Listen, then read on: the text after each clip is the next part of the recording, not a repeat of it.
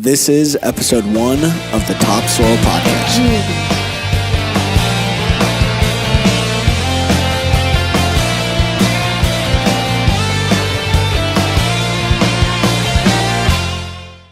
Well, welcome everybody. This is the initial recording of the Topsoil Podcast, and I'm here with Mitch Hora, my co-host. For all of you first-time listeners, which is They're all essentially first-time everybody, listeners, right? Yeah, this is the first episode. My name's Trent Stout. I'm in the seed business here in Washington County, and Mitch Hora, my co-host here, is in the consulting business, and we'll get into that just a little bit later here. But essentially what we're doing is we're creating a podcast, show, helping guys with hot topics in agriculture, what's going on, trying to provide some feedback on what we're learning from the people that we work with, and the events that we're going to, trying to keep up on some of the hot topics and share what we are learning with a larger audience, trying to help people out. But we're looking for a lot of feedback too. So looking for your feedback, looking for a lot of insight into what's going on. How do we help more people to farm better and take better care of the environment, make more money along the way? That's the plan. Absolutely. So I think we're going to start this off by talking a little bit about it's springtime here. Yep. You know what I mean? And so we need to be thinking about that. Matter of fact, there was some guys that were trying to apply anhydrous today. Manure yesterday as well. Yeah. Going out. The anhydrous did not go well. They pulled out pretty quick. So just what are some of the things that you think are important to keep in mind as we get started moving towards thinking about planning?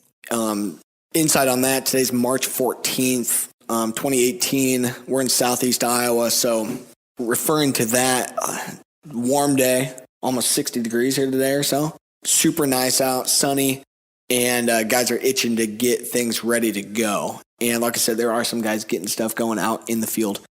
I think the biggest thing going into getting ready to plant, obviously making sure your planter is set up, running. Planter is probably your most important piece of equipment in the whole operation.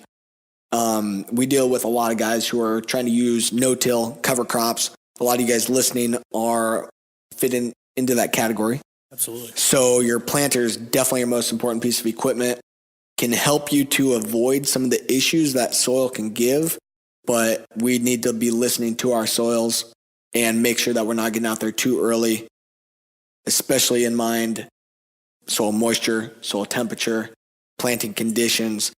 Not a huge incentive to go get out there super early, even though some of your neighbors might be really itching to go early, especially if it stays warm and sunny. Absolutely. I saw an interesting thing. I was in Muscatine yesterday at a intercropping seminar. Actually, Michael Vito here, local intercropper, cover crop enthusiast, soil health enthusiast, hog farmer in Washington County. Beer enthusiast. He was speaking, so we got a great opportunity to go up there and listen to him speak, and we actually put that on Facebook Live, so check that out. You can look Michael up. It's on his Facebook account. So if you want to catch that, if you didn't have the opportunity to go, it'd be great to, get there and see that video because he had some really interesting things to talk about. But Lauren Steinlage, from Union was speaking, and he's been intercropping and soil healthing for a long time. He's one of the pioneers here in the state of Iowa. And he showed he's got an ultra-red camera that he uses on his phone to show the difference between his cover crop acres and the soil temperature versus that of, the tilled soil. Because I think one of the fallacies that conventional wisdoms in agriculture is that we need to go till the soil to warm it up. Yeah. And it was really interesting seeing and I'm not just trying to bash tillage here by any means, but what I'm saying is it was really interesting seeing when you have that living plant growing, like that soil temperature was higher and consistently higher than that of the tilled ground next to it. So, I mean, you talked about soil temperatures. One of the things to consider with your cover crops, if you have them out there, and we do a lot in Washington County, is everybody thinks I need to get out there really quick and get them terminated. Yep. And ahead of corn, there is some management things that makes sense with. But from a soil temperature perspective, maybe there is some something to leaving that cover crop growing, keeping it green, and helping harvest that sunlight into your soil to warm those temperatures up, rather than just get out there and get it killed. So what would be the point or the tie-in on soil moisture to that, drawing a little bit more of that moisture out quicker? Is that part of warming it up? Yeah, I mean, it's gonna obviously, if that plant's growing, it's going to use moisture. Yeah. You know what I mean? Yeah. And you also have to worry about the height of the cover crop and being able to manage that. So there's a lot of things to consider there. But most importantly, I think, by the way, Ryan just showed up here, just walked into our first guest already. We got one guest here at the live first episode. So, but one of the things to consider is just don't go out there and just terminate it. Think about, what the short-term effects of keeping that thing living, to harvest that sunlight, to warm your soils up, rather than just go up. Because once you kill that off, it's going to incubate, and you are no longer harvesting sunlight, and you're going to keep those soil temperatures cooler. Yes, it can, going back to your original question, it can use moisture, but, in spring we typically get moisture, so still a net that you're still going to get the moisture, and don't worry about it taking all the moisture out, because you're still going to get some put back in from the rain. Absolutely. With that tool that he's got, it's just on his phone. Is that something that we could get or the other farmers could get? Yeah, I think he said was maybe just touch over $100. Oh, okay, so it's just an app. Oh, it plugs into your camera to give it that added deal. Yeah, I mean, it's pretty cool, and I think you can catch Lauren's presentation online as well. Okay. Check out our Facebook We'll have to try page. to queue that up. Yeah, we'll get that queued up on our pages. No, that's really cool. Okay, so with looking at that soil temperature, let's keep on that just for a little bit. How do we go out there and check that now with the tools that we have? I know there's some stuff coming with precision planting, the new smart farmers and that's going to be able to tell you some of that stuff on the go. But if you're already out there going, that might be kind of too late, though. You're already out there in the field for the smart farming to work. You got to be planting in the field. And if you're finding out, it's too wet to be out here, well, you're already out there. Yeah. So just other tips or whatever on getting out there and checking on some of that? Well, it depends on the depth of your planting, right? So if you're planting at 2 inches, you should know before you start planting what the soil temperature is at 2 inches. Yeah. And then obviously being able to control your seed depth. So, a lot of guys will check 2 inches, but they're planting 2.5, not by purpose, but because, on accident, not set up right. Yeah, right. Not set up right. Understanding there's really, and that takes nothing. Yeah. Go buy a thermometer from Walmart. You know what I mean? Like, it really doesn't take any sophisticated equipment. And I know that guys listening know this, but it doesn't take super expensive or sophisticated equipment to be able to test your soil temperatures. Yeah. And then as far as moisture goes, I mean, dig. Go check out there it out, check feel it it, out, feel right? it a little bit. So, So, they're just good management things to think about. Yeah. Make sure that you're doing the small things right so that you don't have big problems later. What about thoughts on, as you're going out there planting, you have some stuff that does maybe end up being a little bit too wet, a little bit too cold. What are thoughts on seedling disease, getting that plant up out of the ground? How do we make sure that we're avoiding some of those issues? That's a tough one, right now, and especially because there's, we just came back from the Soil Health Academy. So the big talk up there was understanding your fungal to bacteria ratio. And maybe we probably could do a whole nother episode on just that. But, there really is some things to consider with just seed-applied fungicides, right? So if we're talking early seedling diseases, depending on what company you use, everybody's got their own fungicide, but for the most part, controlling Pythium or controlling Fusarium, those early seedling diseases around here that tend to affect most of our crops, whatever form of metalaxyl that you're using that's controlling that is going to do a fairly good job. But the question is, what are the effects of that? What are the effects of seed treatment? I'm definitely not trying to just downgrade seed treatment, but are we doing more harm than we're doing good? What's your opinion? When you're looking at biology being tied into that, you're trying to get the good guys going and the bad guys. Well, some of these treatments, they don't see the difference between the good guys and the bad guys. We're going to be doing a little bit of soil testing this year, trying to really hone in on what specific species do we have out there and help guys be more specific with those tools, the seed treatments and whatnot that we can use. So I think there's some things coming there as guys try to do better and some of those technologies can get kind of expensive. What about being able to avoid some of that early on with, especially going back to cover crop and termination? What are your thoughts on how do we get this stuff terminated? Now, right now, for some reason, our cover crop this year is not big for the most part. Yeah, sure. Really small. How do we look at termination right now as we've got maybe another month or so before we really got to get the stuff killed?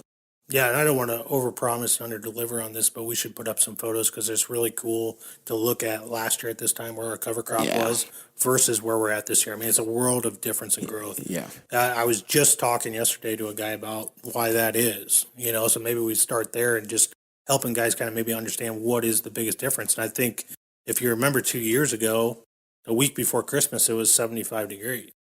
The growing degree days that stretched into the fall last year were astronomical compared to what we had this year. When it got cold this year, it stayed cold. And so we didn't start at the same point in the spring. So understanding where you're starting at right from the beginning is important in your management. I mean, we talk about, keeping that rye living or keeping that cover crop living. Well, understanding where you're going in is important. Yeah. Because, that got away from us last year. But once you kill that cover crop off, it essentially turns to a mulch, right? It stops using and starts covering. Yeah. And so you have to think of it like that. Like if my soils are cool and I kill off a fairly big cover crop, it's just going to lay down. And it's going to compound that issue. Yeah, okay. So you have to be willing. That's why everybody wants to talk about planting green. Yeah. What I mean? Is because when it's green, still that cover crop's living, you're keeping that soil warm. Yeah. You're helping yourself out to get to emergence. Yeah. To get that seed to emerge. So once you kill it off, now you are reversing that. So you just need to really, you need to keep that in mind. So I got a phone call right there. I'll give a shout out to Mitch Elliott there in Ainsworth, Iowa, another great Washington County farmer. Triticale, and that's something that we're going to be talking about quite a bit of that. Yeah. Just, implementing cover crops into your enterprises that you're dealing with on your farm. And obviously if you have cattle, cover crops are a trump. That's a trump card. You know what I mean? For sure. That alleviates so many problems that you can run into. Yeah. So that's what some of the Iowa State economic analysis kind of data is looking at right now too of, with the cattle. Yeah. Okay. So guys in the area using triticale for cattle, seeing better value. That's definitely the talk is triticale's got a little bit better feed value than rye or wheat. Sure. Obviously combination there, getting some synergistic effects coming out of that. So yeah, definitely a good tool to be able to help guys out. But basically treating it at this point the same, though, as rye, right? Well, yeah, absolutely. I mean, if you're going to plant into it. And it comes at such a premium of a cost that you're not using triticale for anything other than feed, right? Because it doesn't make sense. Right. Its function. So triticale is, for anybody who doesn't know, is a genetic cross between wheat and rye. So it has that feed value that comes from the higher feed value of wheat, but it gets you more tonnage than wheat. So rye gives you more tonnage. So you're kind of blending both of those two worlds and getting a pretty good product. Sure. Has better protein if you go get it at the right stage. If you're going and chopping that at that boot stage, you're getting some really cheap, really good feed. If you're using it to stabilize soil, you're getting a pretty premiumly priced product to stabilize soil. So that's where it's more just a cereal rye for right now. Absolutely. Yeah. So, but having cattle, and I know that there's big talks, going back to Mitch there, we're giving this kind of little shout out to really big into trying to solve this direct marketing. Yeah. You know what I mean? And trying to feed that urban consumer direct from the farm and doing things in a different way to try and be profitable in his enterprises. So look for some really good things. That's a good story for the future on direct market kind of stuff, finding new markets that we can't even get. Yeah, we don't want to even get started in that. Okay, so to wrap up for the day, though, basically biggest thing, number one takeaway for the next month leading into started planting, number one thing that you're looking at? Managing that cover crop, understanding the implications of that cover crop and how that is affecting your system and what happens if I leave it and what happens if I terminate it, and understanding what those consequences are. Be prepared for which one you're most likely want to deal with, and then, move forward. But yeah, that would be the biggest thing, is understanding your management and how you're going to take care of a cover if you have one. If you don't, great. Understand your soil temperatures. Look at the forecasts and play that game. Put yourself in a good position to get some good emergence.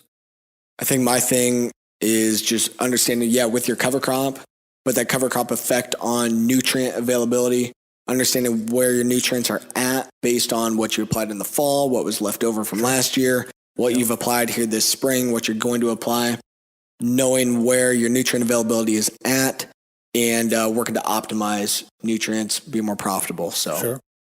My thing. So good stuff here for today. Absolutely. We've got lots more to come. Excited to keep delivering these podcasts, trying to add value. We'd love to know what you guys want to talk about, and we'll keep hammering away. Yeah, leave us some comments, ask us some questions, and we look forward to doing this again pretty quick. Game on. Thanks, guys.